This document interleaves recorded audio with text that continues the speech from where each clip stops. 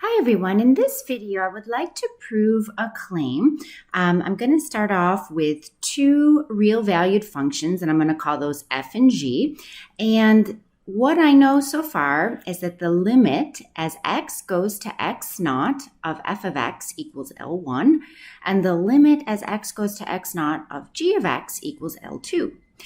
Then what I'm going to prove is that the limit as x goes to x naught of f plus g of x equals L1 plus L2.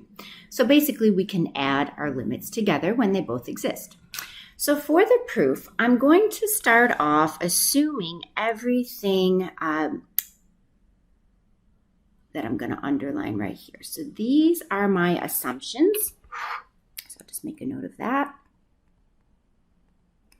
And then this piece right here, that's what I want to show. Okay, so let's start off assuming that those limits exist.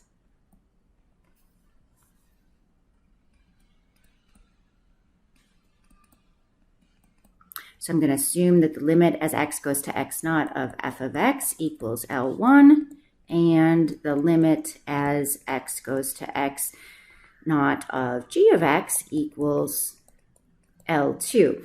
Now I want to show something about a limit. So I better give myself an epsilon to work with. So let's let epsilon greater than 0 be given.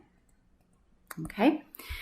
Now, since I know something about the limit of f of x, let's use that. So by definition of the limit, there exists a delta 1 greater than 0 such that, I'm going to abbreviate that, such that whenever x minus x naught is less than delta 1, this forces the absolute value of f of x minus L1 is less than epsilon. Now, I know I'm going to need to add together f plus g later on, so I'm going to be extra nervous and extra conservative here and call this an epsilon over 2. I mean, I can make it as small as I want. I could make it, 1 millionth if I wanted to, but I'm just going to make it epsilon over 2 so that later on I can add together and get to epsilon. And if you didn't know that now, you would go through the proof with epsilon and then go back and revise it later. But I've done this proof, so I know we're going to need an epsilon over 2. And you'll see where that comes out in a moment. Furthermore, we also know something about this limit with g of x. So also there exists, I'll use the backwards e for there exists a delta 2 greater than 0 such that x minus x naught less than delta 2 forces the absolute value of g of x minus L2 to be less than epsilon over 2. Here comes our punchline. I'll write it in red. Therefore,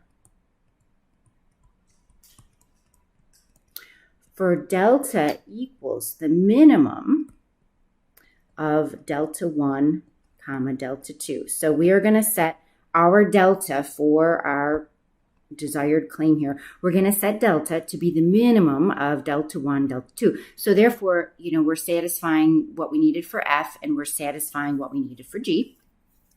So therefore, for delta equals that minimum and x minus x naught less than that special delta we just chose, we have f of x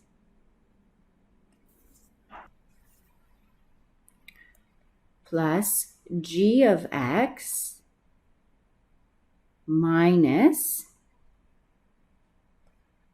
L1 plus L2. Let's see what that equals.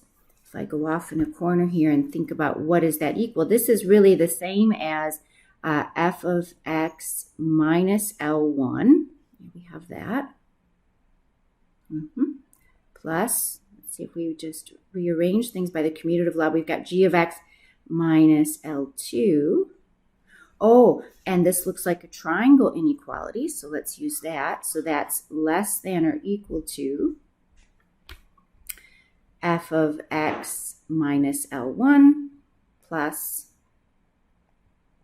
g of x minus L2, triangle inequality. You could quote that there.